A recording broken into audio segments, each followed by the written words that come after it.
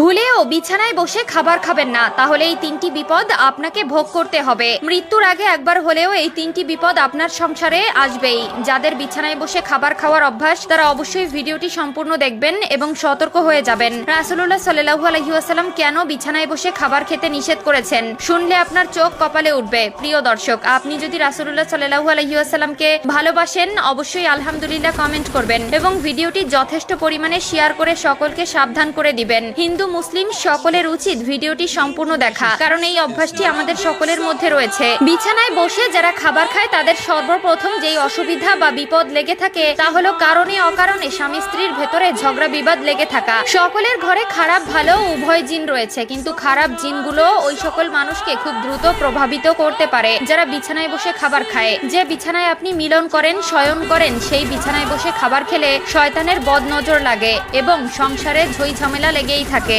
2 নম্বরে যারা বিছানায় বসে খাবার খায় তাদের ঘরে সব সময় কেউ না কেউ অসুস্থ হয়ে থাকে।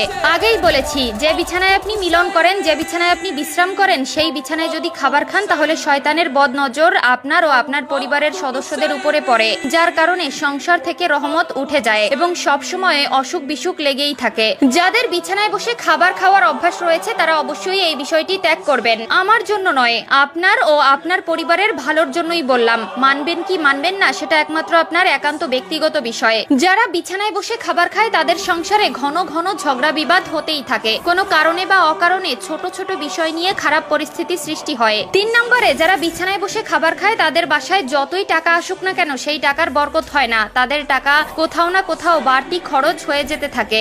এক কথায় এই ধরনের ব্যক্তিদের উপর থেকে আল্লাহর রহমত উঠে যায় এবং আল্লাহর দেওয়া রহমতে বরকত তাদের উপর থেকে উঠিয়ে নেওয়া হয়। পবিত্রতা ইমানের অঙ্গ এবং যে খাবার আপনার জীবন বাঁচায় সেই খাবার অবশ্যই আপনার পবিত্র স্থানে বসে খাওয়া উচিত। খাওয়ার জন্য আলাদা ঘর বানানো উচিত বা রুম বাছাই করা উচিত। বিশেষ করে অবশ্যই ডাইনিং এ বসে বা ফ্লোরে বসে খাবার খাবেন, কিন্তু বিছানায় বসে কখনোই খাবার খাবেন না। যারা বিছানায় বসে খাবার খায় তাদের সংসারে এই 3টি বিপদ লেগেই থাকে। যদি বিশ্বাস না হয় তাহলে অবশ্যই মিলিয়ে দেখবেন। বিছানায় বসে খাবার খেলে এই 3টি বিপদ আপনার সংসারে আসবেই এবং কারো কারো সংসারে হয়তো এই 3টি আলামত চলমান। আমরা অনেকেই আছি অভ্যাসগত কারণে ঘুমানোর বিছানায় খাবার খাই, এটা একদম করা উচিত নয়। এবং যদি আপনার ভেতরে এই ধরনের সমস্যা বা অভ্যাস থেকে থাকে অবশ্যই তা পরিহার করবেন। আল্লাহ তাআলা আমাদের সকলকে সঠিক বুঝ দান করুন, আমিন।